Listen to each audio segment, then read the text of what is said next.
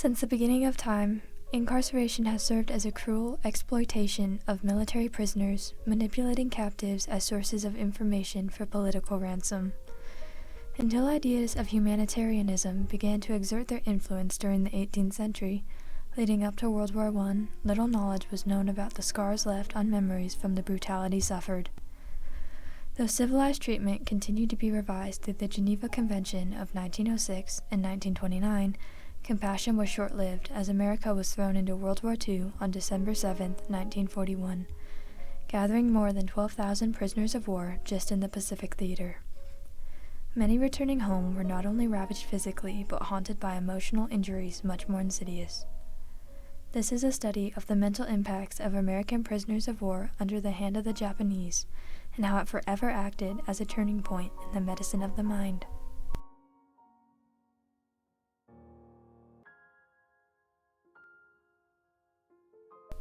As war raged on for American forces over the course of 19 months, 4,120 men were reported as held in captivity. Malnutrition, neglect, severe punishment, and psychological mobbing were common in these circumstances. Early investigations of returned men after the war acquainted society with the syndrome of barbed wire sickness, having such symptoms as confusion, clouding of consciousness, or amnesia. Other cases saw a puzzling condition named shell shock, which caused stuttering, paralysis, blindness, anxiety attacks, insomnia, hallucinations, nightmares, and heart problems. Initially, medical officials believed these cases were contracted by vulnerability for nervous breakdowns, but soon figured out this new illness was neurological in nature, related directly to the effects of exploding shells in combat. Thomas William Salmon, the medical director of the National Committee for Mental Hygiene, viewed this war neurosis as an unconscious escape for an intolerable situation, characterized by a conflict between the instinct for self-preservation and the demands of one's duty. Once released, often these troubled veterans were sent to a public mental hospital, though this was left as a last resort since these asylums were riddled with faults and struggled to maintain standards of conduct.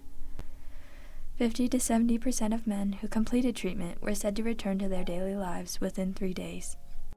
Others were hospitalized for life, leaving psychiatry a study to be suspicious of due to several misconceptions made of the nature of treatment to those deemed mentally ill. In Japan's eyes, prisoners of war were not captured citizens of their country, but unarmed combatants who were to be treated as regulations permitted for their loss of honor, which was deserving of death in their culture. They had no rights of the international law accorded to prisoners, as guards sought to deprive their subjects of dignity. Without self-respect, they believed that hope could be impossible to maintain, identity could be erased, and circumstances would define an even greater punishment than hunger or thirst. A broken spirit.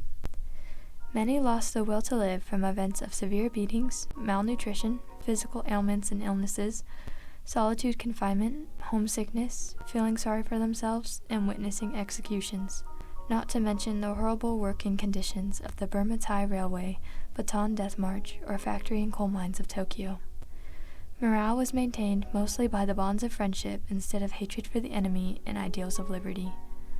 Various ego defense mechanisms were used to cope with stressful surroundings, including reality testing, denial, rationalization, and humor. Liberation left behind a residue of psychic scar tissue that never altogether healed. Being a prisoner of war of the Japanese was at its very best humiliating, degrading, and difficult. The war was not yet over for any captives in the Pacific, despite the American flag flying over Japan.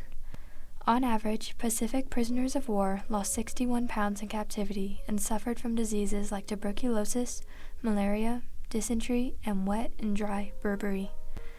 Many men had to remain hospitalized for months, some never recovering, as former prisoners of war died at almost 4 times the expected rate of men their age and were hospitalized between 2 and 8 times more for a host of diseases.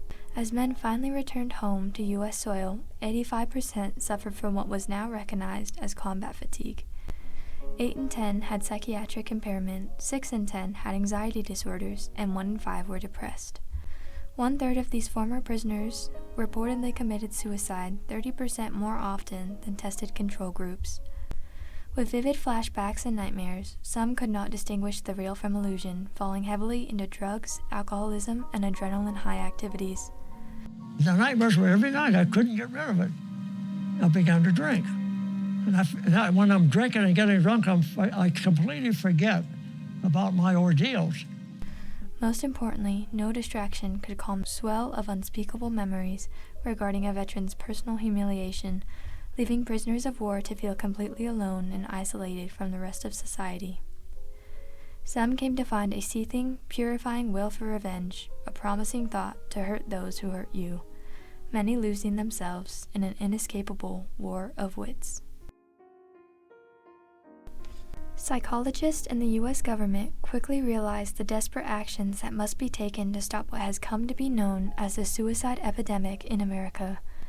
The United States Public Health Service was enacted in 1942 to expand the services of mental health care to veterans in need, and the Servicemen's Readjustment Act of 1944 provided payment for higher education and vocational training.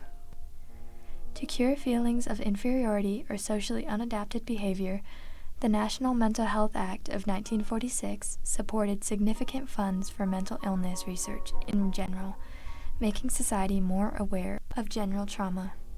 In 1949, the National Institute of Mental Health was established with federal research grants of $374,000 going towards research of the Pacific prisoner of war experience and trial of different therapies for their benefit, looking at prior exposure to trauma, a man's childhood, pre-trauma personality, irritability, age, social support, and exposure to reactivating situations.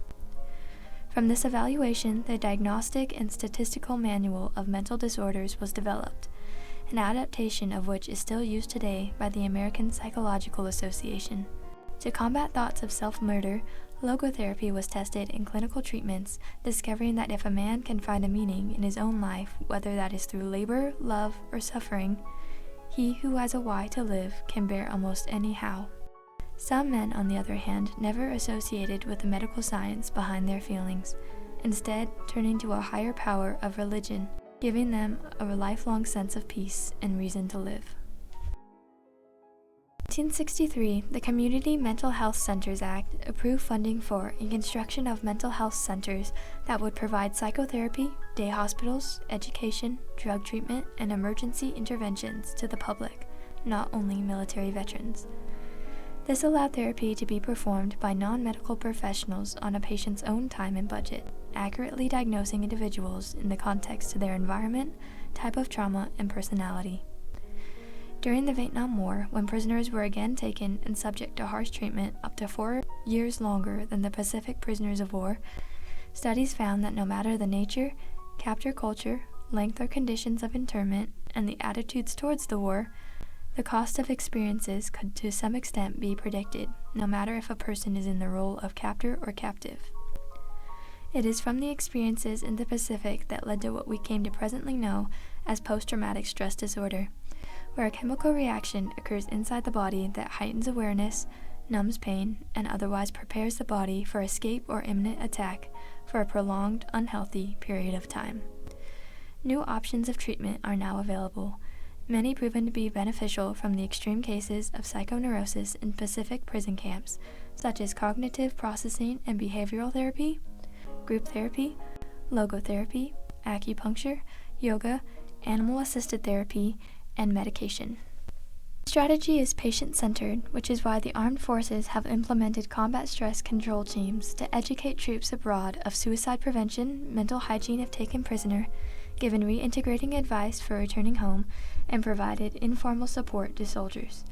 From the research gathered, the cruelty suffered by prisoners of the Pacific during World War II greatly transformed the realm of psychology that we know today, whether through treatment, methodology, or by offering men a purpose to live and receive inner peace. Now, the ships that were carried away by a storm of turmoil can find their way home. Now, the war can finally end.